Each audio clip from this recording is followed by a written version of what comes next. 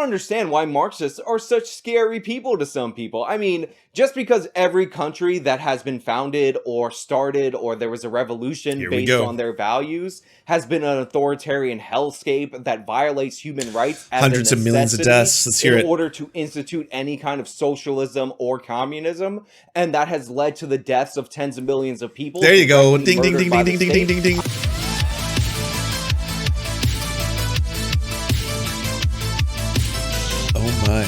Oh my, yes.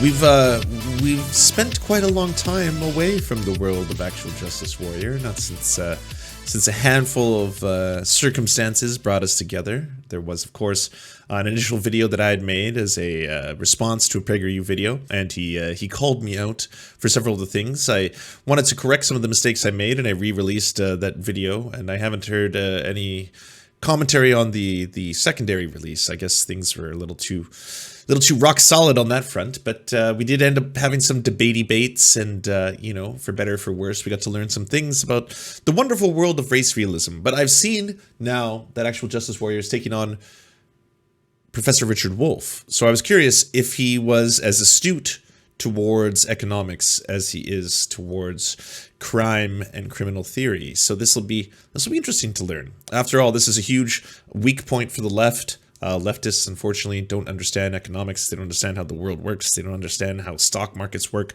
They're woefully living in a fantasy land bubble, if you will. So it's time to learn. It's time to learn a little bit. It's time to educate ourselves. I'm new to AJW, but I heard he called out KB in a video. Is AJW good or bad? AJW is a race realist, so he's not great. No, he's not a tanky. He's a proud capitalist. Everyone, let's learn. All right, I think all of you have to learn. We have to learn some things together. One of the most annoying things about being in the online political space is dealing with all the communists, all the socialists, all the Marxists that are online and that pretend that they don't back one of the most authoritarian ideologies to ever exist. You know these people who embrace all this Marxian theory, who talk about how we need to redistribute everything, but then when you call them what they actually are, they say, whoa, wait a minute, I'm not in favor of Venezuelan-style socialism, even though I'm on record when Venezuela appeared to be working as supporting their system. I'm in favor of the Scandinavian model, social democrat, not really democratic socialist, even though I call myself that, and I promote these ideologies all the time on my channels and on the internet. I'm in favor of the Scandinavian system. I want more billionaires per capita than the United States of America. I want a less regulated economy than in the United States of America. I just want higher taxes on the middle class and a larger welfare state. I'm so sick of hearing this nonsense, and it's such an obvious, embarrassing lie that you need to look no further than these people's YouTube channels to see that they're lying. And I mean, we got a lot of straw men coming out of the gates. We got a little straw army, if you will. But again, I'm going to give him the benefit of the doubt. I don't want to white knight this anyway, and I'd just like to allow him to define some of these terms. Let's ground our axioms, everybody. So let's hear what his definition is of both a democratic socialist, a social democrat, a communist. Let's hear them all. one of the most obvious examples of these people actually being socialists, actually being Marxists, actually being communists that embrace this authoritarian ideology is their full embrace of this fringe figure named Richard Wolff. Go to Fringe. almost any one of these lefty channels that say for sure they just want the Scandinavian model. They're actually social democrats, not democratic socialists, and punch in the name Richard Wolff and see the overwhelmingly positive coverage that appears on their channel. One of the oldest videos that I found on Secular Talk's channel, you know, the guy who says, I mean, I'm going to give him credit on one thing so far, and I'm going to skirt over the fact that he says that by advocating for communism or socialism, you're actually advocating for some of the most authoritarian regimes of all time. I think his gripe might be with Stalinism or Maoism, but we won't get into that. We'll skirt over that. But he did know the difference between a democratic socialist and a social democrat, and he's right to identify the fact that if people want to say we support Bernie Sanders or AOC or their policies, they're most likely supporting Soc Dem policies similar to the Nordic model. And whether or not people like Richard Wolff and or Bernie Sanders themselves identify personally as democratic socialists instead, that's up for a matter of debate. Bernie's actually the center. He's like an FDR social democrat. He's not a democratic socialist. Was interviewing this guy 7 years ago, despite the fact that he is a fringe socialist figure that is often propped up in order to push this authoritarian ideology. Go to the Rational National, you'll find interviews glorifying Richard Wolff. Sam True. Cedar Show, The Majority Report, you'll find Richard Wolff. All across these platforms, you'll find people embracing this fringe figure who is an absolute buffoon and shouldn't even call himself an economist. I mean, he calls himself a Marxist economist, which is an oxymoron, because Marxists don't understand anything about economics, which I'm going to show you later. Can't wait. Oh, I'm excited. But hey, let's start out with this. So this fringe person, you know, having the gall to talk about economics, to call himself an economics. He is a professor emeritus of economics at University of Massachusetts, Amherst, currently a visiting professor at the graduate program in the International Affairs at the New School in New York. Wolff has also taught economics at Yale University, City University in New York, the University of Utah, the University of Paris, and the Brett Forum in New York City. I'm pretty sure that's not what you'd consider fringe. That's someone who's highly accredited and has a lifetime of working on this kind of stuff. But again, you know, go off, King. The point is that all of these figures that swear up and down that they're not in favor of socialists are backing a socialist economist and citing him as if he is an incredibly wise source on the issues of our time. It's ridiculous. It's absurd. They throw it in your face and then lie to you about it. And I'm not going to take it anymore. So I'm going to go straight to the source and take down one of these clips that these people absolutely love about Richard Wolff, which they think shows that he really knows what's going on in capitalism, when in reality, it just shows what a total buffoon this man is and why he should not be called in any way, shape, or form an economist. You know that in the private sector, which is where most of us work, the overwhelming majority, the employer produces some good or some service and sells it into the market. And that employer is never, ever going to hire you for $20 an hour unless the following sentence is true. During each hour that you work, you add more to the value of what your employer sells than the $20 he's going to pay you. Or to say it in real simple English, you produce more than you get paid. So if you've said to yourself, if you heard some proud person say, I will never work for anyone who doesn't pay me what I'm worth, you're talking to a person who doesn't understand how the system works. You were never paid what you were worth, and you cannot and will not be in a capitalist system. Seems relatively uncontroversial. He's talking about the labor theory of value. I don't think it's something that's wildly disputed. I mean, it might be a little hard to hear for the first time if you don't think that you're exploiting people by selling goods for more than you're paying the employees to manufacture those goods, but still not outrageous, I would say, in terms of, you know, Marxian economics. Why? Because the difference between what your labor adds to the value that your employer sells and what he pays you is his profit, and it's why he's in business. So for some odd reason, this is considered a profound realization on the left. The Rational National actually did an entire video where he praises this specific speech of Richard Wolff, and he uses the clip that I just showed you, because this really lets you know the secret of capitalism. Except this isn't a secret at all. This is how all transactions work in the marketplace. When you buy something, absolutely anything, when you buy it, you are acknowledging that the product that you are paying for or the service that you're paying for is worth more to you than the money you are giving up for that product or service. Take the laptop that I've been using to edit my videos for almost about 3 years. Now, the reason I bought this laptop at the steep price of $1,200 is because it could do everything that I needed to do in order to produce the work that you see here on this channel. Now, I actually made way more money off of this laptop and all of the equipment that you see around me than I actually put in terms of real dollar amounts to that equipment. Because again, the equipment was worth more to me than the money I gave up for it. Now, according to Richard Wolff, Holy shit. Oh, wow. I didn't know that's where he was going to go with this right out of the gates.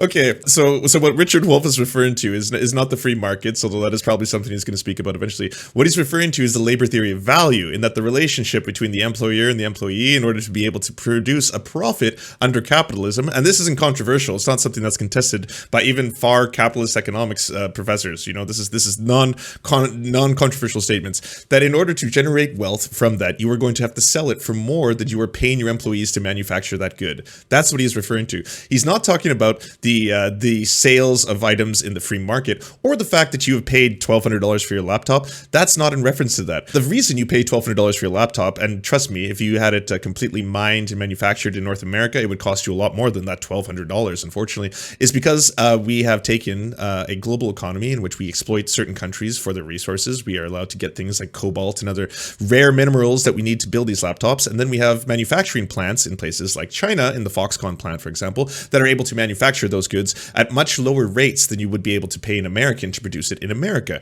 That's just going to be the difference under neoliberal economics between two countries. One that has a lot more purchasing power than the other one is, of course, going to be able to exploit that other country. I don't understand why you're conflating all these things. But again, I'm going to let the Green Goblin continue on his own. If I applied the same standards that he's applying in terms of labor, which again is traded in the market like any other commodity, to what I did buying this laptop from Apple or this camera from Canon or this Yeti microphone or the lights that are around me, I should be paying them more money because the difference is my profit, and you can't profit off of anything because that's terrible and sinister and exploitative. You see the flaw in this theory? You see why this doesn't make any sense at all? And obviously, if I'm going to hire somebody to do work for me... Well, it doesn't make sense because you're conflating utility and labor. They're two very, very different things. They're two different theories of value. They're completely separate. That's why it's not making sense to you right now. The work for them is going to be more valuable to me than the money that I pay them. Otherwise, why would I even bother to hire them? On top of that, if I'm somebody who's been taking a job, which I have taken jobs in the past, the reason I take that job is because the money that they're paying me is more valuable than my time at the time to do that job. So I could do nothing. So what that means is that you do not value your own time at the same rate that the person is exploiting your value for. That's all there is to it. I mean, yes, if you're about to say that, hey, there's certain jobs where I was paid what I think was really well, but your employer is still going to be making more money off you per hour, then that's just what you've set the value of your own labor at. That doesn't change the fundamental principle that in order for him to turn a profit on you, he's going to have to pay you less than he sells whatever you're producing, manufacturing, or developing for him at. Make no money whatsoever, have a labor value of 0, or I could work for somebody who offers me something that I'm able to engage with in order to make money for myself and make money for the employer. This is a principle, like a basic principle of trade. The idea that you trade value for value. This is why trade is win-win. But Richard Wolff, the so-called economist, doesn't understand this principle. But don't worry, because even though he doesn't understand this principle... He hasn't talked about trade yet. He hasn't even entered markets. So he hasn't talked about any of that. This is all the labor theory of value. This is still like Marxian 101. Richard Wolff has a sinister tone in his voice that makes you feel really shook and scared. And if you don't generate that profit for him, he's got no use for you. He's got no use for you. You see how sinister it sounds when you use that voice rather than talk about it? Oh, is that the pageantry? Like that's the performance part of this. You see, he's done a character. He's done a bit, and the lighting changed a little bit. You know, so hearkening perhaps to some other bread tubers. Trade is mutually beneficial. Well, it depends. It depends what perspective you're coming from. I mean, I think I spent some quick seconds here. Let's take Scientific American. Does globalization help or hurt the world's poor? Overview the globalization of poverty. I know that the International Monetary Fund has spoken frequently about the fact that it's beneficial for them to, say, give huge loans to countries in Africa in order to be able to recoup money and help them in the interim, right? So if you loan a huge amount of money to an African country, and then in turn you say that you're able to, let's say, utilize some of their natural resources and hope down the road that in essence they're going to be able to pay you back for these large loans. That's not always the case. Unfortunately, as it turns out, the countries that have stronger economies, the countries with more purchasing power, the ones who are going to be giving the loans typically are going to be exploiting the poorer countries in that process in order to gain, yes, once again, their valuable resources. The concern between poverty and inequality have become the focus of a discussion in a way that few other topics, except for the international terrorism and global warming, have. Most people I know have a strong opinion on globalization, and all of them express an interest in the well-being of the world's poor, but the financial press and influential international officials confidently assert that global free markets expand the horizons for the poor, whereas activist protesters hold the opposite belief with equal intensity, yet the strength of people's conviction is awful in the inverse proportion to the amount of robust factual evidence they have. So I need to pull up some robust factual evidence then. How about UN News? Trade protectionism in rich countries hurts poor nations, the UN survey finds. Oh, what? The United Nations found that? Yeah, but the United Nations is a bunch of like far leftist pinko commies. What do they know? This report also recommends greater openness between developing countries, like South-South trade that estimates to account for about 40% of all trade in developing countries, but warns that openness and liberalization are not a panacea for poverty reduction, and stressing the economic policy making has to be tailored to the individual circumstances of the countries. The survey makes a link between economic policies geared towards the promotion and growth and reduction of poverty, although it adds into a mix the economic policies that is best for fighting poverty. At the launch of the survey today, UN Secretary General for Economics and Social Affairs, Jose Antonio Ocampo, said the first-rate economic policies are needed if the world is to achieve the Millennium Development Goal of having extreme poverty by 2015.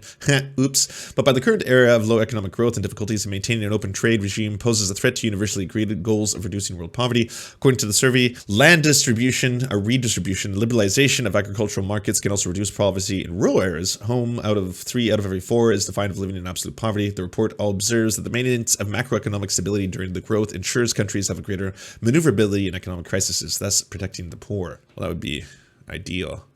What about Politico? Politico is kind of like far leftist pinko too, right? Trade liberalization can hurt poor countries. MEPs next week will urge the European Commission to rethink its position on promoting trade liberalization in poor countries. The International Trade Committee in the European Parliament has considered a report to the 18th and 19th April meeting stating that the EU has been dismantling nearly all instruments aimed at stabilizing the price of commodities, especially in African, Caribbean, and Pacific countries. German left-wing MEP Helmut Marko said the report's author that Stabex, the EU-funded scheme aimed at ensuring price stability in the developing world, has been abandoned because it was not yielding sufficient results, whereas other schemes have been scrapped as they were found incompatible with the rules set by the World Trade Organization.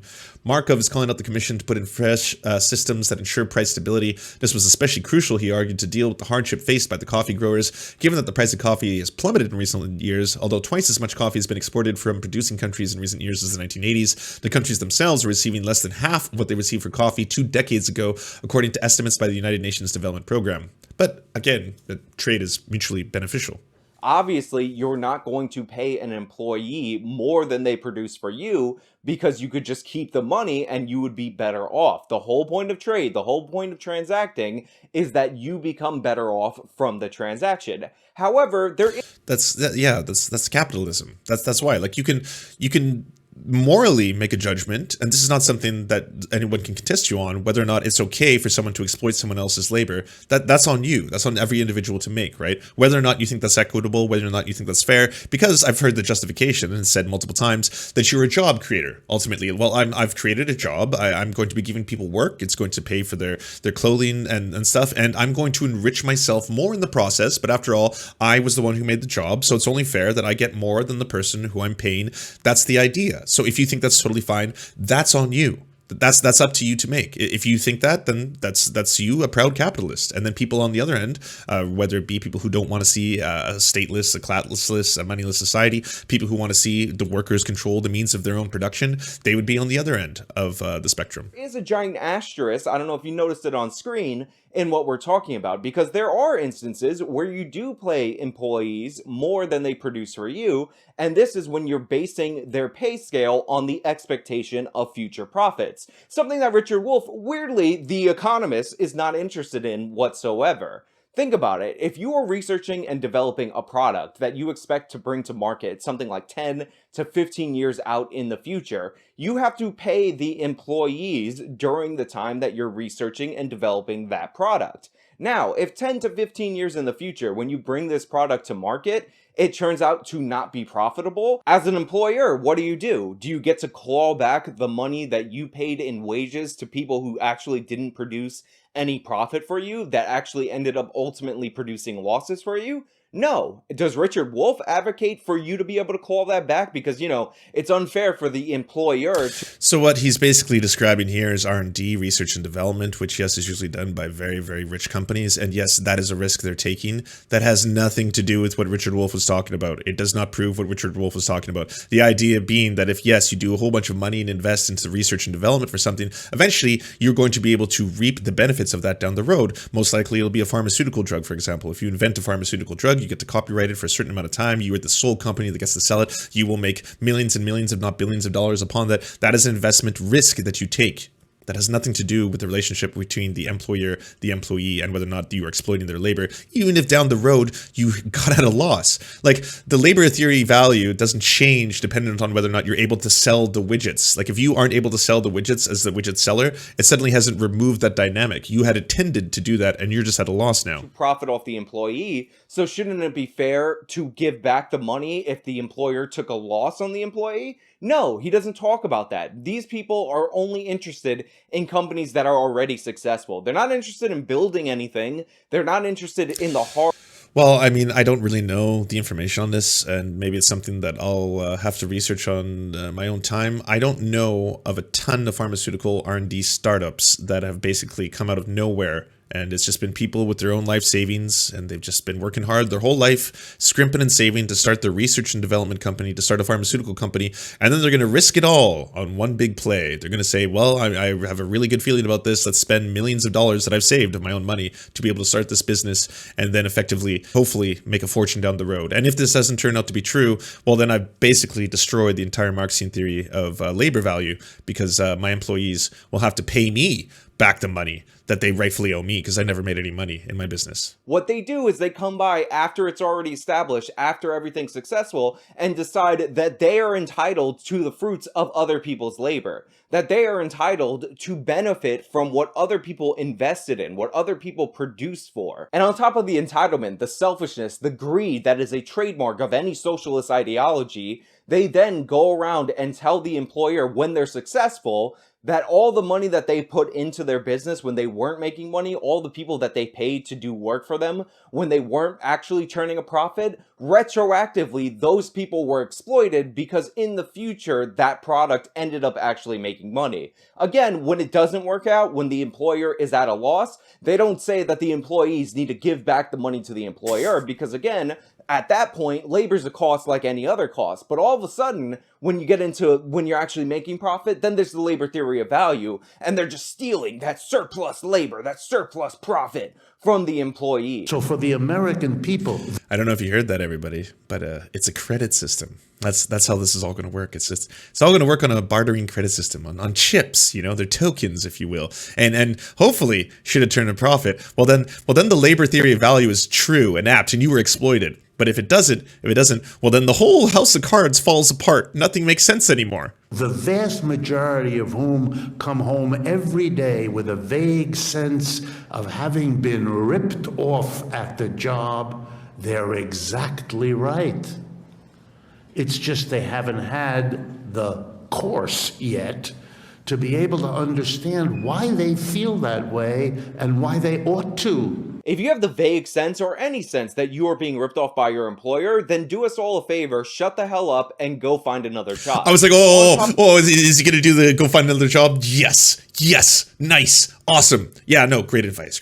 Hey, are you in a situation in which your employer is not treating you well? Do you have inadequate working conditions? Well, hey, guess what, you pores? Why don't you do the smart thing, the high IQ thing, and go get better jobs? What's wrong with you? That's not a me problem, that's a you problem.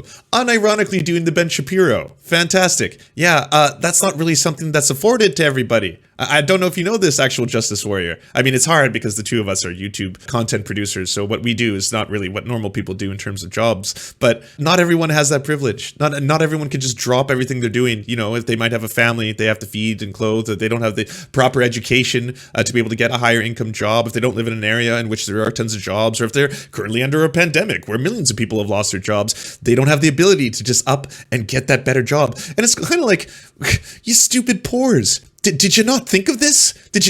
What's wrong with you? Why do all of you have such shitty lives? Why don't you just do better? Like, do better things across the board. Like, what, you have a disease? Get a cure. What the fuck is wrong with you? Like, what? I don't understand this. Like, do you have problems paying rent? Buy a house. What the fuck? Can you not afford lifestyle where you live? Then fucking move. What is wrong with all of you pores? I just don't understand it. On top of that, if you don't want to find another job because you'll just be exploited by another employer because you don't understand the principles of trade and how it's mutually beneficial, then they're not connected. What the fuck is wrong? How are you debunking an economist and you're conflating these two things? You keep talking about markets and trade, and then you're like, well, yeah, and at the same time, employers employers exploit their employees, and that's why trade is mutually beneficial. Like, what the fuck? This is infuriating. You know less about this than you do about criminology. Start your own business. And if you say, oh wait, I can't start my own business, then I guess the employer was providing you with something that you didn't have on your own in order to produce that value, and is entitled to profit off of what they're providing you with your labor. Now again, the problem isn't just Richard Wolff, this fringe, buffoonish figure that pushes authoritarian ideology. It's the people that support him and promote him and pretend like he isn't this fringe figure. But maybe I'm wrong. Maybe these people aren't actually doing that. Maybe the Rational National is setting up this video so he can criticize how ridiculous and absurd it is. Let's hear his take on this video. All right. So I have 2 more clips to get to. But look, if this is your introduction to Richard Wolff, follow him on Twitter, follow him on YouTube, look up his speeches. The guy is brilliant. Yeah, of course not. Of course the Rational National is going to endorse and buy in. Did you see the asterisk, everybody? Did you see when he said brilliant, but he actually added stupid? Because he's not brilliant. He's stupid. Fucking the left is owned, son. And then he's going to defend Marxism as a philosophy and say that he doesn't understand why Marxists are viewed as such scary people. I mean, you don't have to be a socialist or a Marxian economist to understand the inherent flaws in capitalism. It's okay to critique the system. I mean, people are so, it's hilarious like how Marxists have become such a scary word or scary people. All Marxism is a critique of capitalism. That's all it is. I don't understand why Marxists are such scary people to some people. I mean, just because every country that has been founded or started or there was a revolution based on their values has been an authoritarian hellscape that violates human rights as hundreds of millions of deaths. Let's hear it. In order to institute any kind of socialism or communism, and that has led to the deaths of tens of millions of people. There you go. Ding, ding, ding, ding, ding, ding, ding, ding, ding. I don't understand why people are so upset by that. I don't understand why people find these people so scary. They're just criticizing capitalism. They're just advocating for the destruction of your property rights, which are your basic human rights to provide for yourself. They're just Marx trying talks to a lot make about you that. dependent on them so that they're in complete and utter control of your life, and they intend on cracking down on all of your other human rights in addition to your property rights. Marx did because talk all about that those as rights well. hinge on the fact that you're able to own your own property and provide for yourself. Oh, that was I don't the understand Hegelian, why actually. people are so upset by that. It's just a critique of capitalism. It's critiquing the inherent flaw of capitalism by ignoring the basics of trading and how it's mutually beneficial. Richard Wolff, such a genius. Go follow him on Twitter. Rational National totally endorses him. Kyle Kalinske also endorses him. All these people love Richard Wolff. He's so smart. He's just a Marxist. He just pushes authoritarian ideology, but so smart, so amazing, so stunning, so f***ing brave. There's only one real issue, in my opinion, for the American people. They finally got to stop pointing fingers somewhere else and figure out that allowing an economic system to exist that behaves this way, that puts as its leader a person whose lack of appropriateness for the job is so grotesquely on display every day, the whole world kind of shakes its head in stunned disbelief. You're supposed to have a veneer. That's why you have Ivy League schools. You learn how to not show that sort of thing. The system Which he requires attended, it, by the way. but you have to disguise it. The Which he system teaches is an that, by the extremist, way. and so it can't. It actually needs clowns, theater performers, to distract people. Let's get angry at Mr. Trump. What for? When he's gone, there's 20 more like that. There's no shortage. England is about to put into office their Mr. Trump. So finally, we have this weird, incredibly spurgy, ridiculous thing. And remember, this was dated way back in like 2019, the clip that Richard Wolff is actually... Basically, that's the new ableist R slur that gets them past the YouTube censors. That's why he's dropping that. He's an edgy boy. He's a big old cherub. You know, he's an edgy cherub with his cherub powers to drop his slurs. Look at that. Where he says... proof that capitalism is falling apart, more or less, is that Trump was elected president. Proof that capitalism is falling apart is that Boris Johnson, the British Mr. Trump, is about to become the Prime Minister of the United Kingdom. even though these are governing systems, they're democratic systems. The United States is a republic, a little bit different, but Boris Johnson was elected democratically in the British system. And these guys talk about how we all need to democratize things, because if we just had democracy in the workforce, if we just had people with no stake in the game actually voting on what to do with it because they happen to take a job at the company, therefore we would have a better system. But then we criticize people for voting the wrong way, and if you believe that people often vote the wrong way, then maybe you shouldn't leave somebody else's human rights, the employer, their right to... So it's absolutely no surprise to me that he completely misread or misinterpreted what Richard Wolff was saying there about the theater, talking a little bit about how the whole thing is a spectacle, if you will, at times, in order to distract people, because it doesn't matter who's in power, whether it's Trump or Boris Johnson. At the end of the day, the same systems are in place, as in the ruling dominant economic system happens to be capitalism. But I am happy to hear, at the very least, that actual Justice Warrior does understand the very basic tenet, even though he's kind of going to advocate against it. But the very basic tenet being that, do you have democracy, not true democracy, but do you have democracy in your voting system? And you must enjoy that. I'm sure all of you do, right? Like, we like having the ability to choose our leaders, our elected leaders. Well, yes, someone like Richard Wolff, or myself, or others who want to advocate for the tenets of socialism, want to extend democracy into the workplace. We want to give the workers the ability to not only have skin in the game, but make decisions within their own work environments. Now, that doesn't mean that you cannot have supervisors. That doesn't even mean that you can't have bosses. I mean, there's the question of Mondragon, the largest umbrella corporation worker cooperative in the world. They do have managers, or what you would equate to as CEOs, in several other companies. It's an umbrella company that has many smaller worker cooperatives underneath it. And in those situations, they are paid more than the other members of those corporations. However, it caps out at about 8-to-1. Mondragon, for example, it's an 8-to-1 ratio. Typically, it's about 5-to-1. Whereas in America, under the current structure of our businesses there, in which you have private corporations, which are usually owned by a very small minority of people, the CEOs, the boards, those ones go as high as 321 times to 1. Their employees pay. And I know it's in stock options, and I want to cut that off right before we start. It happens to be in the value of the stock, which has increased because they have far more ownership. But that again is the problem, because they have far more ownership. They own way more of the company. They in turn generate way more of the profits from their own company. But isn't it a beautiful idea that we extend democracy so people and workers can, say, vote out a CEO if he's being monstrously corrupt? Or they also have stock ownership and control in their company, so that as the company itself becomes richer, the employees themselves will also stand to gain in the wealth accrued by that corporation. That sounds like a beautiful idea, and also it turns out it's more effective. It's been shown, study after study, that worker cooperatives will produce better outcomes than their traditional capitalist neighbors. It's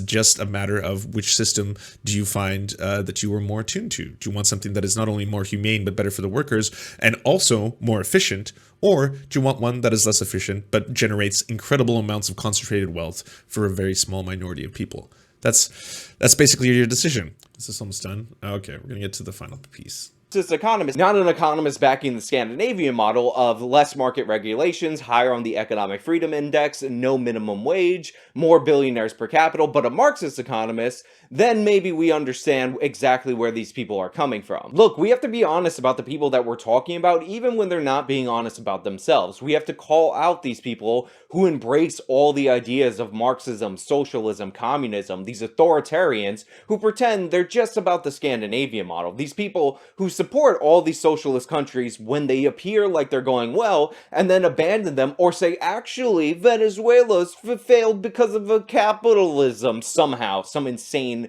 reason why, when Venezuela was a democratic socialist state. That's why they failed. That's why Venezuela sucks, because of socialism. Venezuela. So in conclusion, Richard Wolff is an utter buffoon. He doesn't understand... I misspeak all the time, but this is your own video. You edit this. This isn't live, homie. Come on.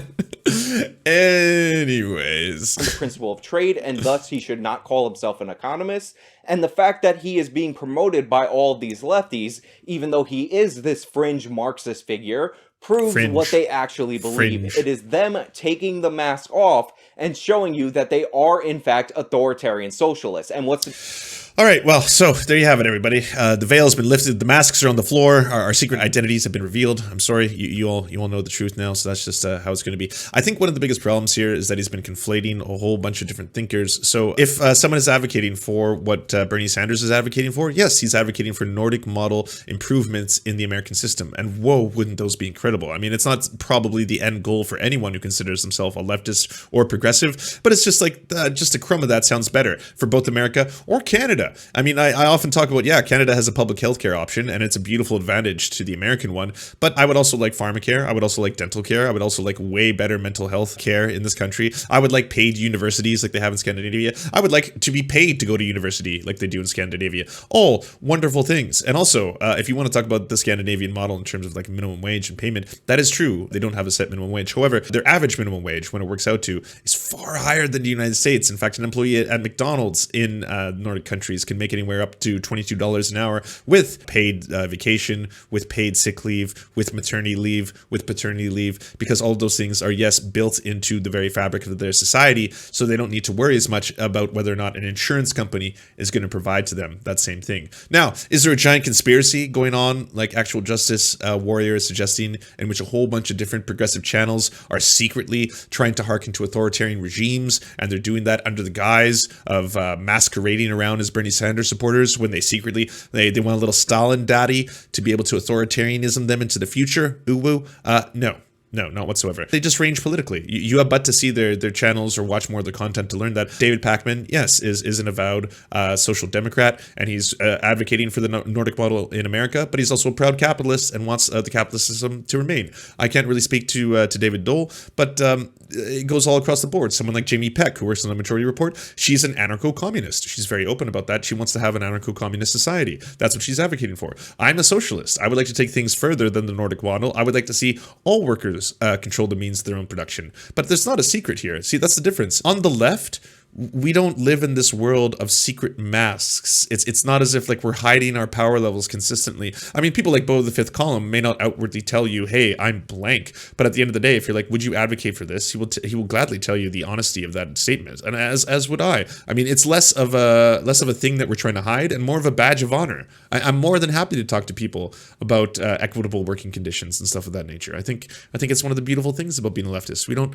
need to hide our power levels in order to operate within society and try to be as sneakily transphobic as we can. Boy, this was a lot of brainworms. An absolute feast. A feast. Oh, and I also look forward to uploading this video to YouTube and just having all the HAW people fill up the comment section. That's one of the reasons I don't hearken around this side of the internet very often, because Actual Justice Warrior and atheism is unstoppable. They're besties. Atheism is unstoppable as the race realist kangaroo avatar you may or may not have known about. He lost all two of his 3 YouTube channels, but he's big on censored.tv. But when they find out that you're talking about them, oh man, for the people who are all free speech absolutists, they have the thinnest skin.